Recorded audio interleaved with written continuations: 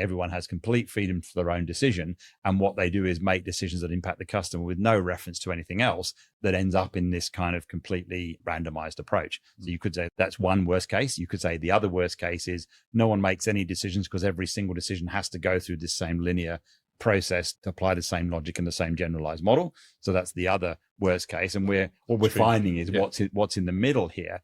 And one of the things that's interesting to explore is this idea of setting guardrails. In other words, you're not saying you have to do it this way, but you're also saying it doesn't work if you go to here.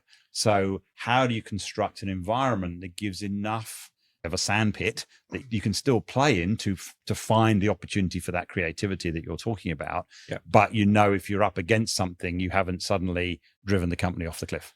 I believe, depending on the organization, that we can move towards that autonomous model.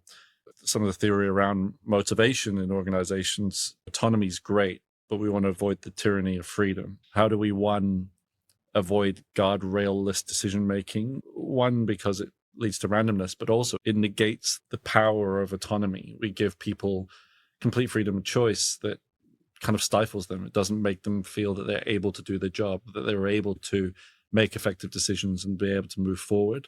And that erodes motivation. Whereas, we would hope by giving autonomy that's actually contributing towards a more motivated workforce. And the key is guardrails, like you said, but that's not necessarily only achieved through process. It could also it can be achieved through clear fundamentals